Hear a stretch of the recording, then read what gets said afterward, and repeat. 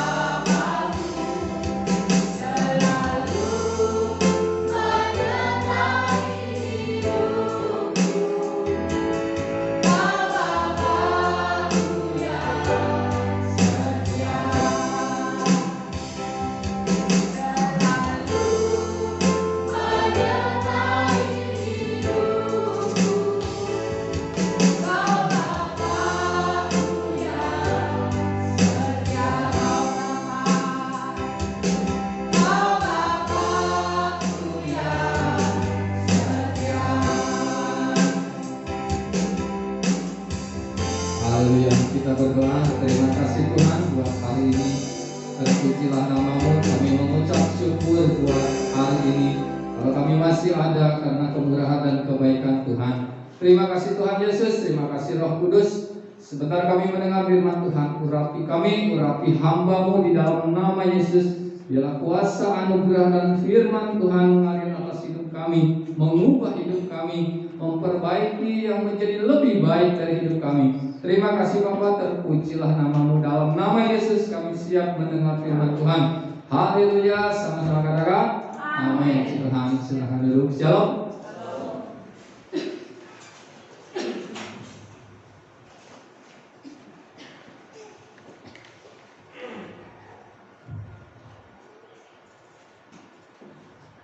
Puji Tuhan, hari ini kita jumpa lagi kemurahan Tuhan. Amin. Haleluya. Saudara, minggu kemarin kita mendengar firman Tuhan, yaitu tentang manusia Allah. Manusia Allah adalah pribadi yang tangguh. Amin. Jadi hari ini kita mendengar firman Tuhan, yaitu pribadi yang tangguh. Nah saudara, kalau kita lihat bahwa pribadi yang tangguh adalah pribadi yang bukan badannya besar, ya, bukan kekuatannya yang luar biasa secara fisik, tetapi pribadi yang tangguh yaitu ketika dia menghadapi hidup ini tahan untuk pencobaan, amin. Tahan untuk masalah, tahan untuk beriman. Nah, saudara, kita lihat di dalam Roma 12 ayat yang ke-11. Roma 12 ayat yang ke-11.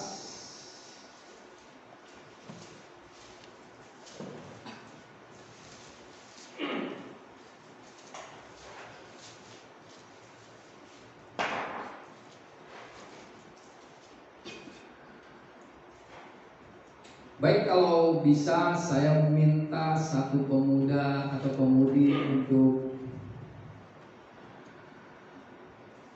membaca firman Tuhan, atau ini saja, Novi saja boleh sini. Roma 12 sudah dapat? Kita baca ayat yang ke-11.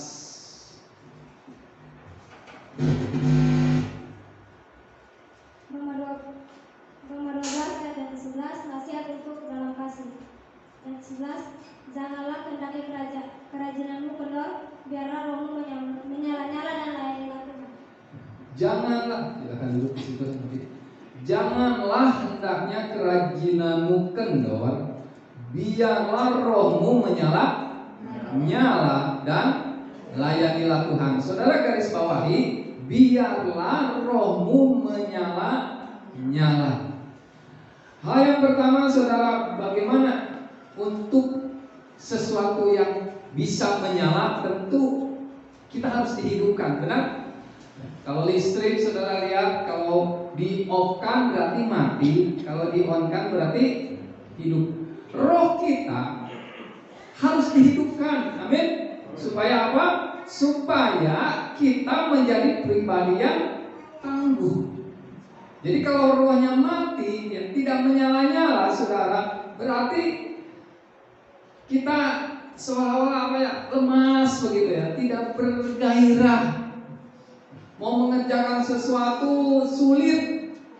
Saudara, bagaimana roh kita menyala-nyala, saudara? Yaitu menghidupkan roh kita. Saya senang dengan namanya psikomatik ya. Psikomatik itu ilmu jiwa gitu ya. Ilmu jiwa atau ilmu tentang seseorang, tentang jiwanya.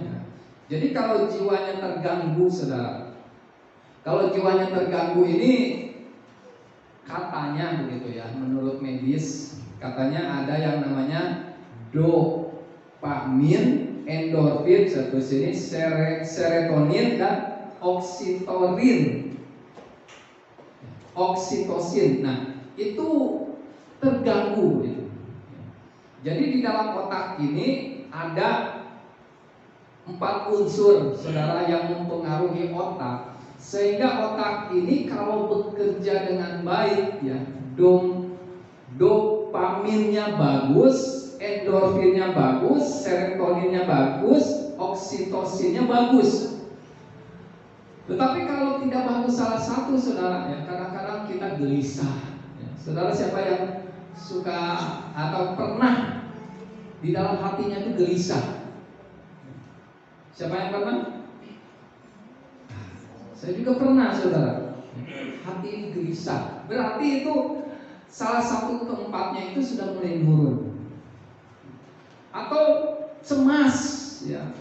Kadang-kadang bukan cemas saja, tetapi banyak orang yang stres ya. Sekarang ini, saudara, di Jawa Bali di lockdown ya, bukan lockdownnya, namanya PPKM-nya. Artinya dibatasi segala sesuatu. Bahkan tadi saya masih sempat lihat berita dikatakan begini, Gubernur DKI mengatakan semua harus di rumah, tidak boleh ada yang keluar rumah. Saudara coba bayangkan, tidak boleh ada yang keluar rumah. Ya, kita berdoa saja supaya di kota ini tidak terjadi. Kalau semuanya di rumah, saudara, sulit ya. Mau pagi-pagi lihat gula, kopi tidak ada, kita larinya kemana? Tidak ada gula, tidak ada kopi, tidak ada sayur, tidak ada bahan makanan, kita pasti larinya ke toko, benar? Nah, kalau tokonya tutup misalnya, apa yang mau dimakan? Marung enggak? Kita makan telur tiap hari, saudara. Nah, saudara, jadi orang yang tangguh itu orang yang bisa menghidupkan rohnya. Amin. Orang yang bisa menghidupkan rohnya, saudara, artinya orang itu, saudara, bisa menggerakkan otaknya, bisa menggerakkan pikirannya, bisa menggerakkan hatinya, saudara, untuk supaya apa? Rohnya itu hidup, rohnya itu menyala. Kata menyala itu berarti hidup. Saudara, kalau roh kita tidak hidup, saudara, apapun yang kita perhatikan, apapun yang kita pelajari, saudara, itu tidak akan masuk di akal, di otak, tidak dimengerti. Nah, saudara, waktu sekolah, saudara, kira-kira waktu sekolah itu, saudara, dulu pernah ada sejarah. Pernah ada sejarah ya, kalau sekolah SD, SMP, SMA pernah mengecap yang namanya sejarah itu ada Pangeran Diponegoro, apalagi Cut Nyadin, apalagi Ken Arok. Nah, kira-kira saudara, waktu saudara SMP atau SMA saudara menghafal ya, mau ujian Saya pernah mau ujian, saudara, saya menghafal itu sejarah dan benar-benar hafal. Ya, hafal atau tidak? Hafal, karena mau ujian. Tapi kalau sekarang ditanya, di Ponegoro itu lahirnya tahun berapa, matinya tahun berapa? Kira-kira saudara tahu? Ada yang tahu? Ada yang tahu? Kalau ada yang tahu, saya kasih hadiah. Ken Arok itu lahirnya di mana? Ada yang tahu? Tahun berapa Ken Arok lahir? Ada yang tahu? Tidak ada ya? Pangeran Diponegoro itu lahirnya tahun berapa, matinya tahun berapa? Sudah tidak tahu lagi sudah. Padahal waktu SMP atau SMA itu waktu mau ujian itu menghafal itu di luar kepala. Benar? Di luar kepala. Tetapi setelah sekarang ditanya, apalagi saya sudah bertahun-tahun, puluhan tahun sudah tidak tahu lagi. Kenapa saudara demikian? Saudara lihat, orang yang menghafal dengan orang yang mengerti, kira-kira bagus yang mana? Bagus yang mana? Kalau ditanya pakarnya sejarah, saudara, pakarnya sejarah tahu atau tidak? Pasti tahu, benar? Karena dia pakarnya. Dan ketika bukan saja menghafal dia, tapi dia mengerti jati dirinya Cut Nyandir waktu itu, jati dirinya di Ponegoro, jati dirinya siapa lagi? Tadi bilang Ken Arok, ya, Mojopahit, ya. Mereka itu mengerti, tetapi bukan hafal, tetapi bukan hafal saja. Mereka itu mengerti, ya, dari mana asalnya dan bagaimana itu waktu kecilnya, ya. Waktu kecilnya bagaimana, waktu dia memperjuangkan negara ini bagaimana. Bukan dihafal saja secara mendetail, ya, tetapi kemungkinan besar kalau ini pakarnya sejarah, dia lari ke daerahnya di mana pahlawan itu lahir. Supaya dia mengerti jati dirinya seorang Cut Nyandir, jati dirinya seorang Diponegoro. Nah, saudara, ketika kita menghidupkan roh kita, kita ini bukan hanya sekedar membaca firman Tuhan, saudara. Amin. Saya mendengar ya banyak pendeta, ya, atau banyak pengkhotbah bilang begini, saya ini sudah bolak-balik baca firman Tuhan. Dari Kejadian sampai Wahyu, Wahyu sampai Kejadian, ya, itu sudah berulang-ulang dibaca, dan itu sudah 100 kali dia baca. Bagus juga saudara, benar? Tetapi kalau dia membaca terus dia tidak mengerti isinya, apa ada manfaatnya? Tidak. Sama sekali tidak ada. Tidak ada manfaatnya saudara. Karena dia tidak mengerti apa yang dia hafalkan. Di Indonesia ini banyak orang pintar, saudara. Benar? Benar, saudara, banyak orang pintar. Tetapi orang yang mengerti sedikit sekali. Orang yang mengerti itu sedikit sekali. Kalau saudara misalnya sekolah, terus saudara menghafal dan saudara hafal, tetapi saudara tidak mengerti, saudara hanya sebatas, ya, kalau dia misalnya jadi pegawai, ya, atau dia mungkin menjadi direktur sebuah perusahaan, dia hanya sebatas dengan peraturan-peraturan dan tidak bisa membukukan diri, ya, atau kalau dia misalnya ada di sebuah perusahaan, dia tidak bisa membukukan diri supaya perusahaan itu bagaimana maju. Karena dia hanya sebatas melihat peraturan saja. Nah, kita pun demikian. Saudara lihat, di dalam kita lihat di dalam 1 Samuel, saudara. Nah, untuk supaya menjadi pribadi yang tangguh, saudara, kita lihat di dalam 1 Samuel. Ini 1 Samuel ini sering dikhotbahkan, saudara. 1 Samuel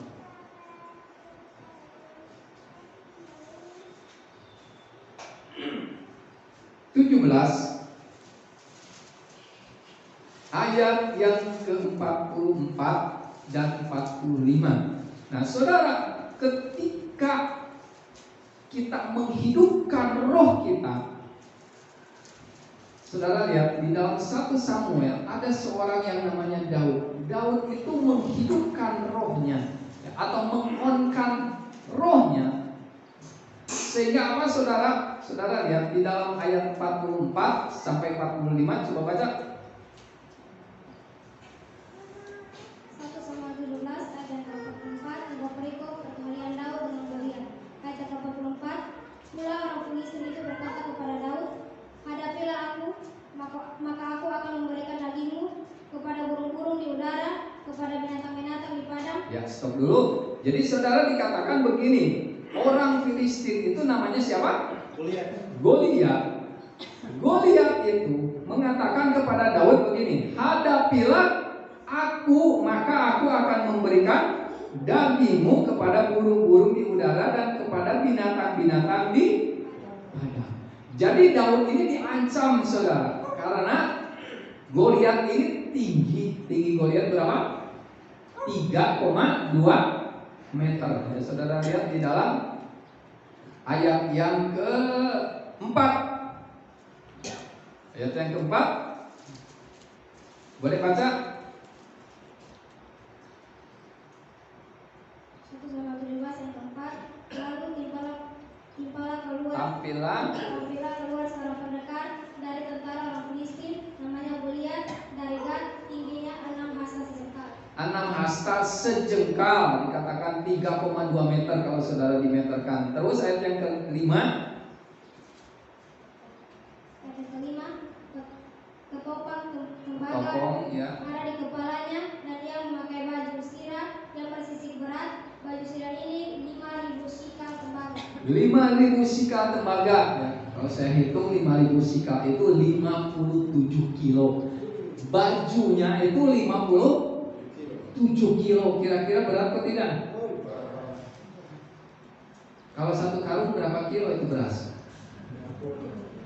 50 ya. Rata-rata sekarang 40. 1 karung ini kalau kita angkat sulit atau tidak? Sulit ya. Dia pakaiannya 57 kilo. Terus gagak tombaknya seperti pesapu tenun, dan mata tombaknya itu 600 sikal besi beratnya. jadi mata tombaknya saja, bukan sama gagaknya, mata tombaknya saja 600 sikal. Saya hitung itu 7 kilo. Jadi mata tombaknya, saudara, untuk nombak, saudara, itu 7 kilo. Coba bayangkan betapa tingginya dia, betapa luar biasanya dia. Benar, tingginya sudah 3,2 meter. Bajunya, baju perangnya 57 kilo. Tombaknya, saudara, 7 kilo. Daud, dikatakan Daud tidak bisa mengangkatnya. Ya, kalau saudara lihat ayat yang ke-40,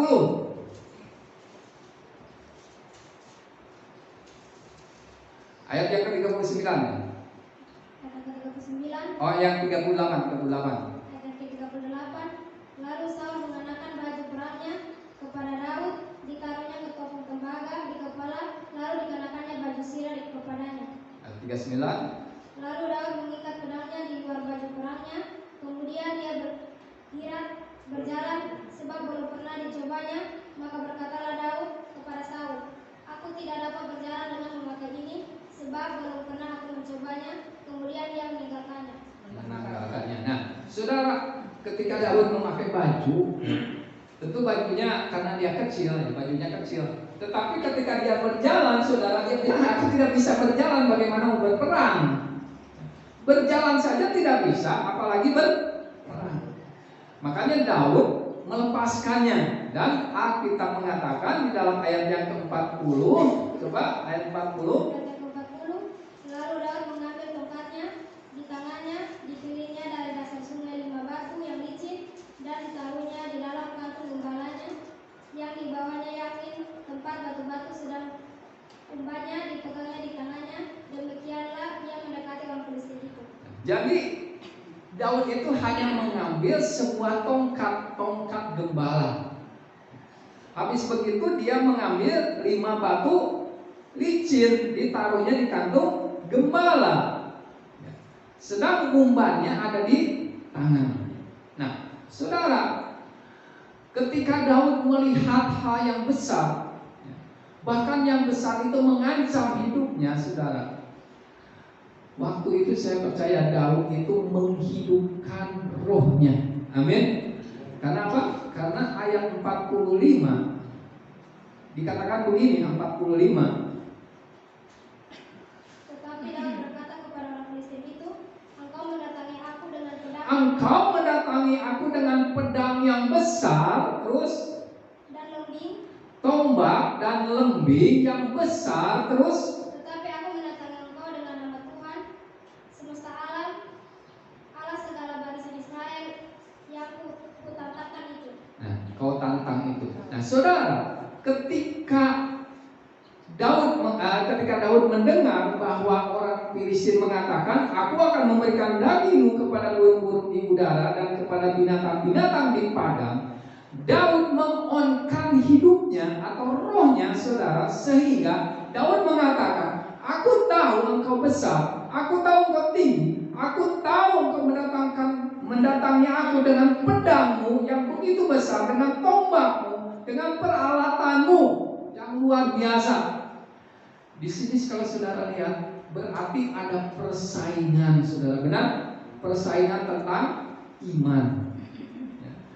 Filistin beriman bahwa dia bisa mengalahkan Daud yang kecil anak begini, karena memakai peralatan yang sangat lengkap, yang canggih. Daud pun demikian, dia tidak kalah karena dia sudah mengokohkan hidupnya. Dia tahu bahwa dia dalam memiliki pribadi yang tangguh. Kenapa dia bisa memiliki pribadi yang tangguh? Karena dikatakan begini, engkau mendatangi aku dengan pedang dan tombak dan lembing yang besar, yang luar biasa. Tetapi aku akan mendatangi engkau dengan siapa? Dengan nama Tuhan semesta alam, Allah segala barisan Israel yang kau tantang. Saudara, di dalam menghadapi sesuatu, kita tidak boleh kalah. Amin. Kita harus menjadi pribadi yang tangguh. Nyalakan hidupmu. Mungkin ada masalah di hadapanmu, oke. Karena selama hidup ini selalu ada masalah. Mungkin ada tantangan di hadapanmu, oke. Karena selama hidup ini selalu ada tantangan. Selalu ada masalah, saudara. Tetapi ketika kita mengokohkan hidup kita, saudara, dikatakan, oke lah tantangan ada, oke lah masalah ada, tetapi masalah itu tidak akan membuat aku Tuhan. Amin. Karena apa? Karena aku akan mendatangkan nama Yesus Kristus di atas segalanya. Saudara ingat, ketika Petrus jalan di Serambi, di dalam Kisah, saudara, tiap hari dia berjalan, satu orang ada yang lumpuh, minta-minta. Petrus mengatakan apa? Emas dan perak tidak ada padaku. Apa yang kuberikan, yaitu di dalam nama Yesus, berdirilah engkau. Saudara tahu, kalau Petrus memberikan emas, memberikan perak, apa dia bisa berjalan? Tidak bisa. Tetapi ketika dia memberikan nama Yesus Kristus, dikatakan di dalam nama Yesus Kristus orang Nazaret itu, berjalanlah. Mana yang lebih berharga, emas perak atau dia bisa berjalan? Dia bisa berjalan. Untuk apa dia emas perak? Ya. Kalau dia kasih emas atau perak, ya zaman dulu misalnya, perak paling juga berapa? Namanya pengemis, saudara, benar? Ya. Saudara sekarang begini, di Jakarta ada seorang pengemis. Ya, saya lihat pengemis waktu di Jakarta banyak ya. Nah, ketika orang memberimu, mungkin ada yang memberi 2.000 ya kalau anak-anak ya, kalau orang dewasa kasih 5.000 ya, kasih 5.000, 10.000, ada yang 50.000. Saya lihat ya paling batas itu 50.000. Tetapi pengemis itu saudara, ada juga yang lumpuh pengemisnya. Pengemis itu lumpuh saudara, dikasih 50.000, memang dia dapat uang, setiap hari dia dapat uang. Tetapi saudara, apa gunanya dia mengemis terus? Apalagi kalau zaman dulu saudara, pengemis itu sudah tidak ada harganya lagi. Zaman dulu ya, di bangsa Yahudi itu pengemis sudah tidak ada harganya lagi. Makanya ketika Bartimius berteriak, Yesus anak Daud kasihanilah aku, saudara, orang banyak itu dia tenang, lu ini pengemis, diam, karena tidak ada harganya. Oleh sebab itu saudara, ketika Petrus memberikan nama Yesus dan orang itu bisa berdiri dan berjalan, itulah yang paling berharga di dalam dirinya. Ya. Ketika Bartimius disembuhkan dari sakitnya, yaitu buta, saudara. Ya. Bartimius seorang pengemis juga. Dia minta-minta, tetapi Yesus tidak memberikan apa-apa. Dia memberikan mata untuk Bartimius. Itu yang paling berharga. Daud demikian. Daud mengerti. Bukan hanya sekedar hafal saja. Saudara lihat ya, di dalam ayat yang ke-37 ya, Daud mengerti ya, Saul, kalau hari ini dikatakan Saul itu hanya menghafal saja. Dia hafal Tuhannya siapa, yang mengangkat dia menjadi raja siapa, dia hafal. Tapi dia tidak mengerti hatinya Tuhan. Daud mengerti. Ayat 37 coba baca. Tuhan yang telah melepaskan aku dari cakar singa dan dari cakar beruang, dia juga akan melepaskan aku dari tangan orang Filistin itu. Kata Saul kepada Daud, pergilah, Tuhan menyertai engkau. Jadi begini saudara, Saul mengatakan, Daud, lu ini kecil anak, bagaimana bisa melawan orang yang besar begini? Beta juga, saya juga, badan besar, saya ahli berperang. Melawan Goliat, saya masih bimbang, masih ragu. Tetapi apa kata Daud? Dia mengerti isinya hatinya Tuhan. Benar? Daud mengatakan apa? Kamulah, kata Daud, Tuhan yang telah melepaskan aku dari apa? Cakar singa dan dari cakar beruang. Karena dia berpengalaman dengan Tuhan setiap hari, saudara. Amin. Ya, dia mengerti bagaimana Tuhan itu melepaskan dia dari binatang-binatang buas. Ya. Singa itu saudara bukan binatang yang jinak. Ya, singa itu dikatakan raja tetapi dia bisa mengalahkannya, saudara. Tetapi Alkitab mengatakan, Daud mengatakan, bukan aku, tetapi itu bukan aku yang bisa menghadapi tantangan di hadapanku, tetapi itu bukan aku yang menyembuhkan sakitku, bukan dokter, bukan obat-obatan, tetapi itu. Walaupun saudara hanya pilek, ya, pileknya sama, ya, misalnya saudara punya penyakit jantung, penyakitnya sama, jantung. Tetapi kenapa satu orang selamat dan satu orang tidak selamat? Ketika satu orang bersaksi, bukan aku, bukan dokter, bukan obat-obatan, tapi Tuhan yang memberi kesempatan aku hidup. Amin. Kalau tidak memberi kesempatan hidup, saudara, waktu berjalan saja tersandung jatuh mati, saudara. Benar? Tetapi Tuhan mengerti isi hati Daud mengerti isi hati Tuhan. Dia mengonkan hidupnya, saudara. Ini luar biasa. Ayat yang kedua, saudara, dikatakan ketika kita menjadi pribadi yang tangguh. Yang kedua, harus mengkonekkan antara visi, action dan passion. Connect itu apa ya? Connect itu bisa menghubungkan, gitu ya, menghubungkan antara visi saudara, tujuan hidup saudara. Apa tujuan hidup saudara? Tujuan hidup saya, misalnya seseorang mau jadi pegawai negeri. Tujuan hidup saya menjadi pegawai negeri. Atau tujuan hidup saudara untuk belajar supaya dapat gelar sarjana. Tentu saudara, Tujuan hidup itu harus ada actionnya, benar? Ya. Belajar, saudara. Kalau teolog misalnya ya, saya teolog 4 tahun lebih malah. 4 tahun belajar.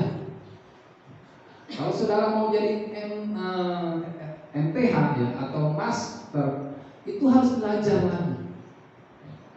Kalau saudara mau jadi pegawai negeri, harus jadi pegawai negeri, saudara harus belajar. Sekarang kan ada tes ya. Saudara siapa mau jadi pegawai negeri hari ini banyak tes sudah. Banyak pemerintah banyak menerima. Saudara harus belajar, benar? Harus ada actionnya. Saudara mau pelayanan, saya pelayanan saudara. Kalau saya pelayanan, ya kalau sudah hari Sabtu saudara, saya dari pagi ya kadang-kadang saya mikir, ya, walaupun saya kerja, saudara saya mikir apa yang harus saya kerjakan Tuhan. Ya, saya bertanya sama Tuhan.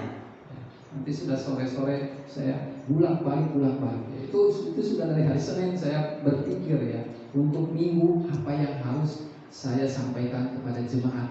Ya, Senin, Selasa, Rabu, Kamis. Ya, Sabtunya puncak-puncaknya saudara saya harus ada di Alkitab, ada di laptop.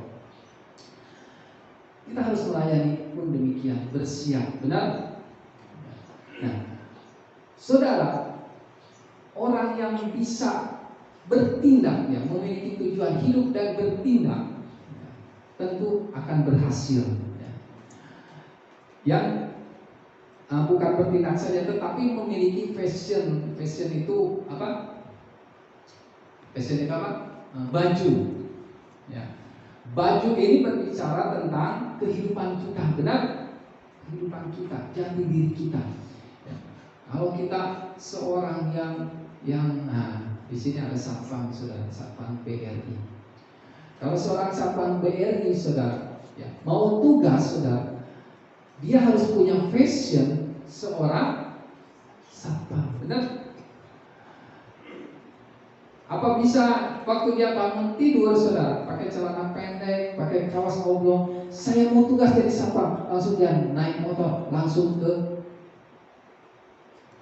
tempat tugasnya, pakai kaos, pakai celana pendek. Ya. Ini minta maaf, ini tahi lalat masih ada. Apakah dia dikatakan, oh dia seorang satpam sedang tugas? Benarkah begitu? Bosnya bilang, lu besok tinggal di rumah seterusnya. Tinggal di rumah seterusnya.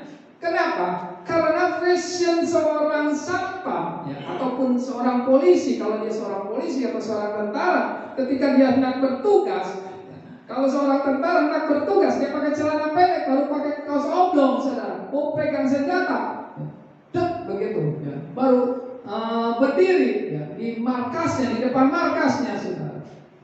Ya. Komandannya bilang begini, lu besok jangan lagi bertugas di hadapan itu seterusnya. Ya. Karena dia tidak melakukan fashionnya sebagai seorang polisi atau sebagai seorang security. Kita orang Kristen, kalau memiliki pribadi yang tangguh, menjadi orang Kristen, kita harus memiliki fashion seorang Kristen. Amin. Bagaimana seorang Kristen? Yaitu orang yang mengerti firman. Daud pun demikian. Ketika Daud diejek, bukan oleh Saul saja, tapi diejek oleh Goliat, tetapi dia tidak pantang menyerah. Benar? Dia punya keyakinan yang teguh, ya, bahwa Tuhan, kalau Tuhan menghalaukan singa dengan beruang, aku kalahkan mereka, ya, binatang-binatang buas itu. Goliat pun yang tinggi akan aku kalahkan. Tetapi bukan aku, tapi Tuhan yang melepaskan aku. Daud punya keyakinan bahwa Tuhan yang lebih besar, lebih hebat. Amin. Nah, saudara, jadi antara visi, tujuan hidup saudara, tindakan saudara, kau harus memiliki jati dirimu, passionmu sebagai seorang Kristen. Amin. Jangan orang Kristen tapi minum mabuk terus, saudara. Jangan jadi Kristen merokok jalan terus. Jangan jadi Kristen bohongnya terus-terusan. Jangan jadi Kristen maki-makinya terus-terusan. Di sini tidak ada, amin. Tidak ada yang mengaku.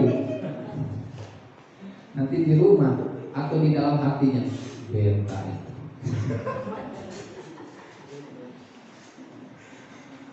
Tidak usah dikeluarkan, saudara. Cukup di dalam hati.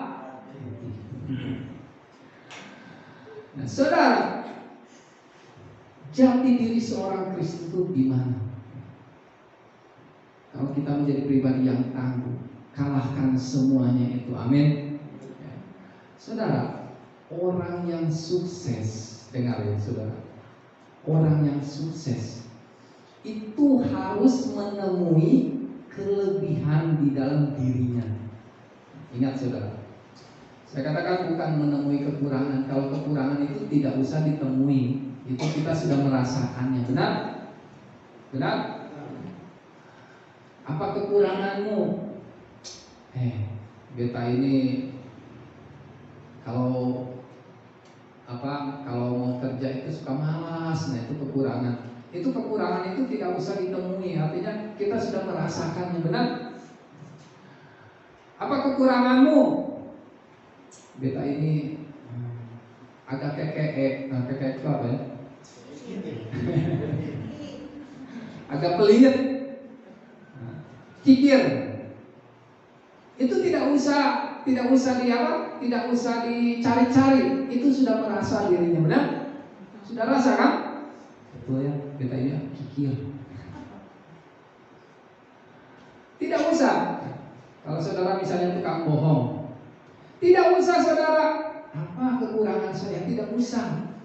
Sudah tahu, beta ini tukang bohong. Sudah tahu sendiri, benar? Jadi kekurangan-kekurangan itu tidak usah dicari-cari. Kita sudah merasakannya. Betul ya. Beta dulu ini begini, sekarang kok tidak. Nah, itu kekurangan saudara itu tidak usah dicari-cari. Dengan sendirinya itu ada di dalam pikiran saudara, nempel. Tetapi kelebihan saudara belum tentu. Ya, apa kelebihan kita? Oh, kelebihan saya, dulu saya kikir, sekarang saya pemurah. Oh, itu kelebihan saya ya. Ingin lebih lagi harus, saudara. Benar? Saya selalu mengatakan begini, kalau di jemaat ini semuanya orang baik, ada yang lebih tidak? Ada yang lebih tidak? Tidak ada, karena semuanya orang. Tetapi kalau satu orang muncul bukan orang baik saja, tapi dia orang benar, berarti kelebihan dia adalah orang benar. Kalau semuanya orang baik dan orang benar, ada kelebihannya tidak? Tetapi ketika semua orang baik dan orang benar, muncul satu orang, dia baik, dia orang benar, dia juga pemurah. Ada kelebihannya tidak? Ada. Itu yang saya katakan harus memiliki kelebihan. Amin. Jadi ketika kita menemui kelebihan kita, oh, saya ini dulunya tukang berbohong, saya sekarang tidak mau ngomong lagi yang soal bohong-bohong. Tetapi ada di sisi saudara, dia juga begitu. Berarti saudara harus mau menemui kelebihan yang lain. Artinya kelebihan dalam hal yang positif, jangan yang negatif, saudara. Anak-anak muda, kelebihannya jangan yang negatif. Aku punya pacar 1, temanku 2, aku harus 3. Tidak boleh, saudara. Karena saudara sudah mengenal Tuhan. Kalau saya dulu boleh. Tapi dia beruntung, saudara, hari ini bisa mendapatkan saya. Nanti saudara bisa tanya rahasianya apa bisa mendapatkan saya. Jadi saudara begini, kalau ada ini bagi nona-nona atau bagi pemuda-pemudi, kalau saudara misalnya ada hati dengan seseorang, terus orang itu menolak, atau misalnya kita cinta sama dia, tapi dia itu menolak, saudara jangan putus asa. Karena kalau putus asa, saudara nanti larinya ke libat, baru terjun bebas. Itu namanya putus asa. Tapi saudara harus, aduh terima kasih, lu menolak, nanti lu bakalan menyesal. Kan begitu lebih bagus kan, benar? Lu tidak tahu beta ini siapa, beta ini calon direktur. Nona-nona kalau ditolak oleh nyong-nyong tidak usah putus asa, amin. Tidak usah frustasi, ngomong saja, lu nanti bakalan menyesal. Kenapa? Beta ini calon artis, lu soal tahu. Tidak usah saudara frustasi, amin. Saudara adalah orang yang tangguh, pribadi yang tangguh. Yang ketiga saudara, di sini katakan kolaborasi. Kolaborasi itu artinya orang yang memiliki pribadi yang tangguh itu selalu kerjasama. Amin, amin. Ya, di dalam rumah tangga harus kerjasama. Suami, istri, anak-anak harus kerjasama, maka rumah tangganya akan memiliki damai. Di dalam pelayanan harus ada kerjasama, benar? Antara seorang pelayan, ya. Musik demikian, firman Tuhan demikian, ya. Yang memberikan persembahan juga demikian. Di dalam pekerjaan harus ada kerjasama, maka perusahaan itu akan maju, saudara. Benar? Kalau ada tim bekerja sama, ya, maka akan maju, saudara. Di dalam kekristenan kita pun demikian. Apa kerjasama? Yang pertama, saudara, kerjasamanya di dalam doa. Kalau di dalam doa kita kerjasama, ya, saudara mendoakan saya mendoakan saudara. Itu hal yang luar biasa, amin. Lebih dikatakan, lebih dari segala. Karena doa yang keluar dari hati yang tulus itu besar, biasa. Kita harus memiliki kerjasama di dalam segala hal. Ya, saudara punya teman, ya. Kalau punya teman, ya, saudara misalnya teman ini memiliki ide, ya, mau berwira swasta. Kalau ada kerjasama dengan baik, maka akan jadi saudara wira swastanya, ya, bahkan akan besar. Semua tim, ya, di dalam perusahaan-perusahaan yang besar, kalau ada kerjasama yang baik, maka perusahaan itu akan menjadi besar.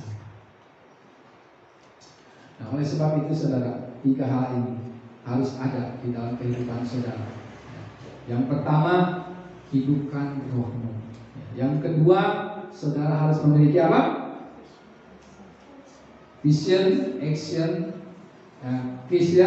dan passion. Tujuanmu, tindakanmu, dan pakaianmu, ya, atau jati dirimu. Yang ketiga harus punya kolaborasi. Harus ada kerjasama di dalam kehidupan kita, dalam rumah tangga kita, antara ayah dengan anak, anak dengan ayah. Harus ada kerjasama dengan baik. Di dalam gereja pun demikian, saudara. Harus ada kerjasama yang baik, ya, maka pertumbuhan rohanimu akan bertumbuh terus, ya. Kalau tidak ada kerjasama, saudara, ya, masing-masing beta ini, ya. Misalnya kita menguraikan tentang Alkitab, ya. Kalau misalnya yang satu lebih pintar dari yang lain, saudara, ya, saya katakan ini bukan kerjasama, benar? Ya, bukan kerjasama. Tetapi kalau yang namanya kerjasama, saudara, ya, ada, saudara, ya, ada. Ya, ini bukan di sini, saudara, jauh di sana. Ya, bahkan kadang-kadang di persekutuan, ya, kadang-kadang di mana begitu. Ada yang dia katanya dia lebih rohani. Ya, saya katakan tidak ada yang lebih rohani. Amin. Kalau yang lebih rohana ada banyak. Ya, kalau rohani itu jarang. disebut murid Kristus. Kalau namanya murid berarti belajar, benar? Ya, saya juga murid Kristus. Ya. Pendeta ini kan hanya organisasi saja, saudara. Ya. Walaupun saya punya organisasinya semakan pendeta, tapi saya tidak mengerti firman Tuhan. Sama saja, saudara. Pendetanya pendeta stupid. Tahu stupid tidak? Pendeta bohong. Ada di dalam Alkitab? Ada. Dia datang kepada Tuhan, Tuhan, aku sudah melayani Tuhan. Ya, aku sudah merupakan tangan atas orang itu. Orang itu sembuh. Aku sudah apalagi mengusir setan dan setan takut kepadaku. Apalagi saudara, banyak yang sudah dia lakukan. Tuhan Yesus bilang apa? Nyala dari hadapanku, hei orang bodoh. Kenapa? Yang terpenting bukan itu. Yang terpenting namamu tercatat di. Berarti zaman dulu pun ada pemimpin-pemimpin, bahkan murid-murid Tuhan yang ditolak oleh Tuhan. Bukan itu Tuhan berkata. Makanya saya katakan begini, saudara membaca firman Tuhan jangan menghafal. Amin. Tapi ketika firman Tuhan itu dimengerti. Saudara datang ke gereja, untuk apa saudara hanya duduk saja, tapi saudara tidak mengerti apa yang Tuhan mau dalam hidup saudara. Itu pun akan ditolak. Tetapi ketika saudara datang ke gereja, saudara mengerti, oh ya betul Tuhan, aku adalah manusianya Allah, aku adalah pribadi yang tangguh, aku tidak pernah mundur dari hidupku selama Tuhan ada bersama. Amin. Tuhan Yesus pun demikian. Tuhan Yesus turun ke dalam dunia ini, saudara. Ketika dia menghadapi kematian, dia tahu tidak? Makanya dia katakan, aku akan pergi ke Yerusalem karena engkau, kepada murid-muridnya. Berapa kali dia sebutkan, aku akan pergi ke Yerusalem karena kamu. Waktu itu Petrus pun mengerti bahwa dia akan mati ya, di kayu salib. Makanya Petrus mengatakan, Tuhan, jangan sekali-sekali itu menimpa engkau. Aku akan menghadapinya. Tuhan berkata kepada Petrus, apa? Hanyalah engkau iblis, karena engkau tidak mengerti apa yang Tuhan, apa yang Bapa mau, tetapi engkau selalu mengandalkan otak manusia. Kasihan saudara, Petrus itu siapa? Muridnya tuh. Saya siapa? Saya tidak ada apa-apanya. Bertemu Tuhan Yesus saja saya belum. Benar? Petrus setiap hari bertemu dengan Tuhan Yesus, tapi Tuhan hardi dia. Hanya apa iblis? Kalau itu misalnya saudara yang saya katakan, gimana saudara? Saya katakan, hei, ini apa iblis? Nah, saya rasa besok minggu depan saudara tidak akan muncul lagi di gereja ini. Dia bilang, aku memang maunya. Kalau dia enyah berarti dia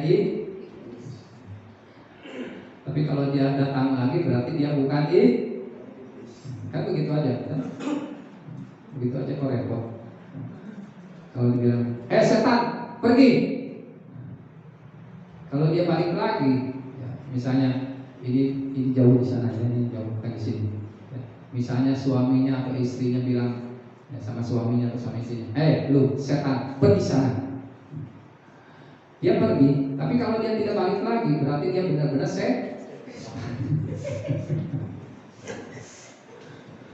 Tapi dia kalau balik lagi, berarti dia suaminya. Berarti dia ngerti, oh iya ya, dulu aku diusir setan, tapi aku bukan setan, jadi dia balik lagi.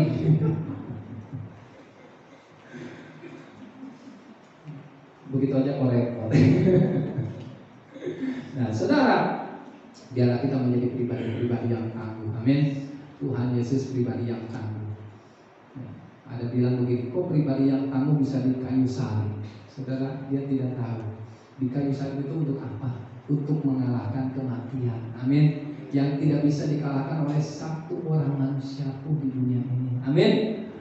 Secara kasat mata, kacamata dunia mengatakan dia itu hebat, dia itu Tuhan, dia itu luar biasa. Kok dia digantung di kayu salib? Dia tidak tahu, saudara. Kenapa dia digantung di kayu salib? Kenapa dia bisa mati di kayu salib? Karena untuk mengalahkan kematian. Dia harus mati dulu, maka dia harus mengalahkan kematian. Kalau dia bisa mengalahkan kematian, berarti dia layak disebut Tuhan. Amin. Kalau ada manusia bisa mengalahkan kematian, dia tidak berdosa, dia tidak melakukan satu dosa pun, terus dia bisa mati di kayu salib dan dia bisa mengalahkan kematian, berarti kita layak dia disebut Tuhan. Amin. Tidak ada dalam kamusnya, di dalam manapun juga. Kamus Alkitab bukan Kristen pun saudara bisa baca. Dulu saya belajar tentang 5 agama besar di Indonesia. Tidak ada yang seperti Yesus Kristus yang mati di atas kayu salib, dia tidak berdosa, saudara. Dan di atas kayu salib bukan dia lemah, bukan dia tidak berdaya, tetapi dia mau mengalahkan kematian. Kita bersyukur, amin. Kita memiliki Tuhan Yesus.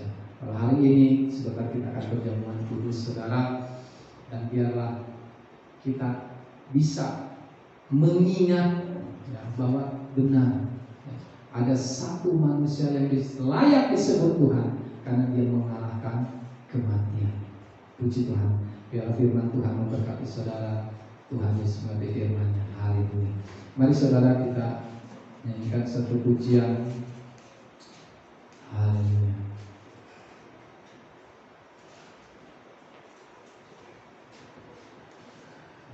Kita bangkit berdiri saudara, kita nyanyikan satu pujian. Bapa, dipersembahkan hidupku.